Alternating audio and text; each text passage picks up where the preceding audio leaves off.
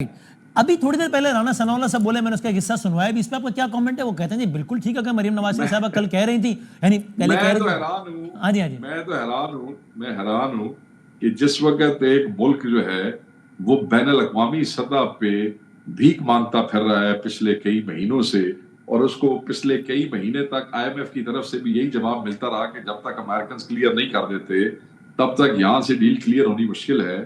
Chinese بھی ہمارے اتنے قریبی ہونے کے باوجود یہ کہتے رہے کہ جب تک آپ کے انٹرنیشنل ادارے جو ہیں خصوصاً امریکہ کے متعلقہ وہ نہیں آپ کو اپروو کرتے. سعودیہ یہ کہتا رہا ہے کہ جب تک امریکہ کی طرف سے کوئی چیز سیدھی نہیں ہوتی ہم آپ کی مدد نہیں کر سکتے.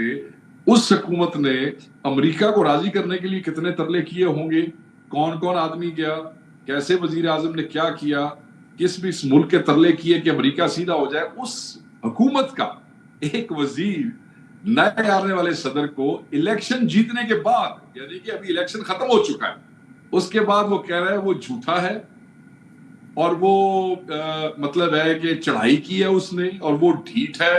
اور وہ میں تو رانا صاحب سمجھدار آدمی ہے, سینئر آدمی ہے نون لیگ کے, مجھے سمجھ نہیں آئی. میں تو سمجھ رہا تھا پچھلے 1-2 مہینے سے کہ رانا صاحب کا ایک نیا جنم ہوا ہے جس میں بڑی ریفائنڈ باتیں ہونی شروع ہو گئی ہیں سمجھداری والی.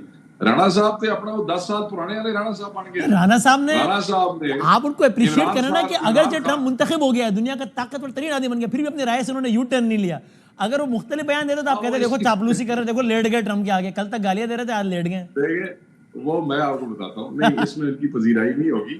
اس میں وہ انہوں نے اپنی حکومت کو دیکھیں نا, وہ اپنی حکومت کے ایک دوسرے وزیر سے سیکھیں کہ جو ٹرمپ کے خلاف ٹویٹیں کرتا تھا اور اب اس نے صبح سے ساری ٹویٹیں ڈیلیٹ کرنی شروع کی ہوئی ہیں, اسی سے سیکھ اچھا لیں. شیخ صاحب ویسے بتاؤ, یہ آئی ایم افریڈ یہ ویسے غلط خبر ہے, چونکہ میں نے بہت ساری وہ ٹویٹ ذاتی طور پہ دیکھی ہیں جو کہ چل رہے ہیں نا میڈیا پہ کہ احسن اقبال صاحب کی ٹویٹ, میں نے دیکھا وہ ڈیلیٹ نہیں ہوئی ہے, وہ چل پڑا بس. اب یہ فیک نیوز کا زمانہ چل پڑا, نہیں کی ڈیلیٹ.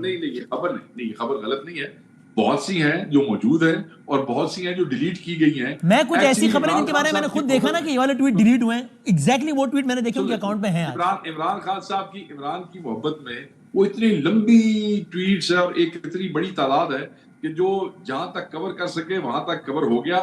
اب آپ دیکھیں نا ان کی وزیر اعلیٰ جو ہے وہ ان کا آپ نے بیان وہ کمپیریزن عمران خان صاحب کے حوالے سے وہ آپ نے دیکھا. میں یہ سمجھتا ہوں کہ یہ they are I don't know کہ ان کی پالیسی کیا ہے. یہ تو اپنے آپ کو انہوں نے ذلیل کروائیں گے وہاں, وہ ان کی طبیعت صاف کریں گے. میں یہ سمجھتا ہوں کہ نئے آنے والے صدر کو اور خصوصاً جو لوگ ٹرمپ کو جانتے ہیں, آپ کی کیبنٹ کے وزیر اس کا الیکشن جیتنے کے بعد اس کو برا بھلا کہہ رہے ہوں.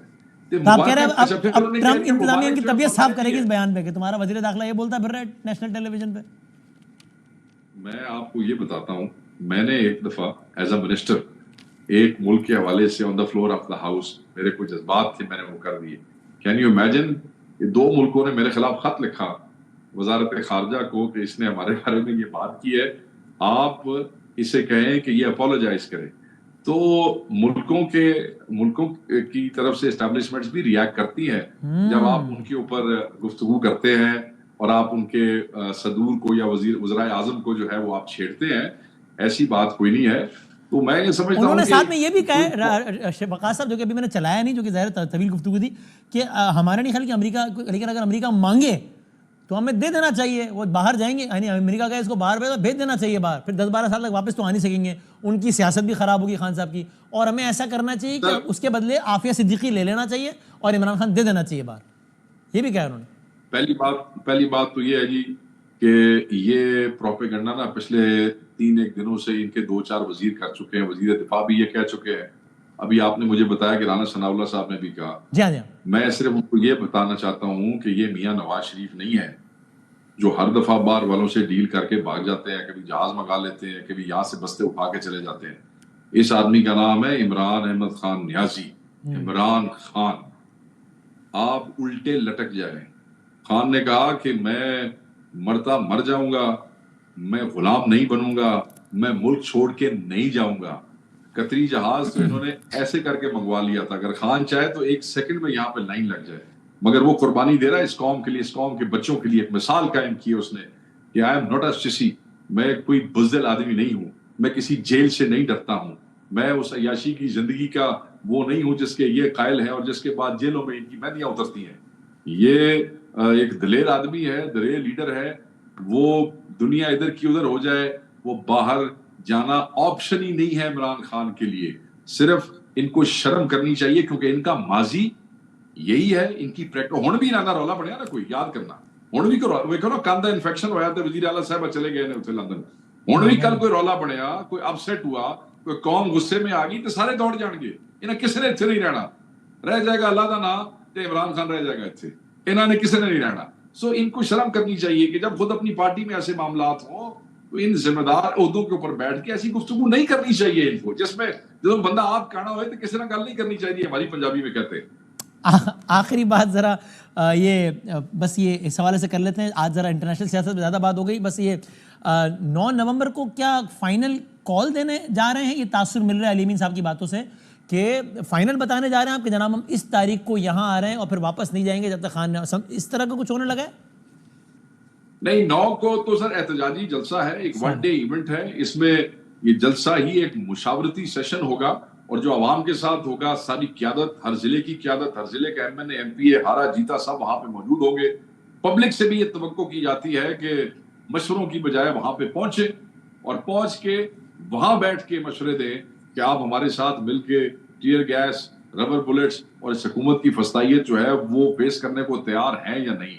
وہاں پہ بہت سی ریزولوشنز جو ہے وہ پیش کی جائیں گی, لائے عمل طے کیا جائے گا کہ آگے ہم نے جو احتجاج کرنا ہے وسیم بھائی وہ کس کس طریقے سے کرنا ہے, کیسے کیسے کرنا ہے اور کتنا عرصہ ہم نے اس کو لے کے چلنا ہے. صحیح ہے. اور یہ حالیہ ترامیم کے بعد تینوں سروسز چیفز بشمول آف کورس عاصم منیر صاحب وہ اب 5 سال کے لیے ہو گئے ہیں ٹوٹل, یعنی کہ 2027 تک ہو گئے نا. تو یہ اس کے خلاف آپ احتجاج کا ارادہ رکھتے ہیں اس پرٹیکولر چیز کے خلاف, یا آپ کے خیال میں افواج کا اندرونی معاملہ ہے؟ ٹھیک ہے, صحیح ہے, ہو گیا. نہیں, ہم بالکل نہیں سمجھتے سر کہ یہ اندرونی معاملہ ہے, اس لیے کہ جو معاملہ لیجسلیشن کے لیے on the floor of the house آ گیا وہ تو کسی کا اندرونی معاملہ نہیں ہے نا جی. سو ہم یہ سمجھتے ہیں کہ اس سے افواج کے اندر بھی ایک مایوسی پھیل سکتی ہے. کیڈٹ آتا ہے, پھر ایک لانگ کورس, پھر دوسرا لانگ کورس, پھر اس کے درمیان کا وقت ہے, پھر پروموشنز ہوتی ہیں, لوگ محنت کرتے ہیں, پھر لوگ کور کمانڈر بنتے ہیں, پھر انہیں آگے. سو اس قسم کی چیز کو جو طریقہ کار اپنایا گیا ہے ہم بالکل اس کے خلاف ہیں, ہم اس بل کے خلاف ہیں.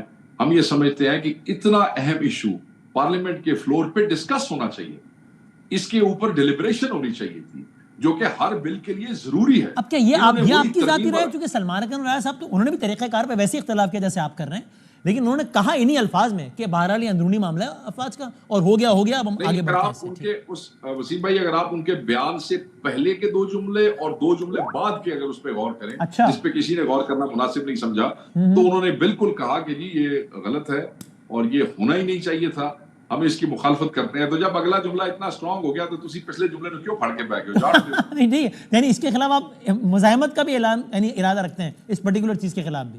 نا, ہم چیزوں کو ہم اس کو چیلنج کرنا چاہتے ہیں, بالکل چیلنج کرنا. ہم تو 26 ترمیم کو چیلنج کرنا چاہتے ہیں, اس میں بہت سارا ہوم ورک مکمل ہو گیا ہے اور وہ چیزیں اب آپ کے سامنے آئیں گی. میں یہ سمجھتا ہوں کہ پارلیمنٹ کے اندر بغیر بحث کرائے, بغیر ہو سکتا ہے کہ اس بل پہ بحث ہو جاتی تو سارے مان جاتے, ہو سکتا ہے نا, یو نیور نو.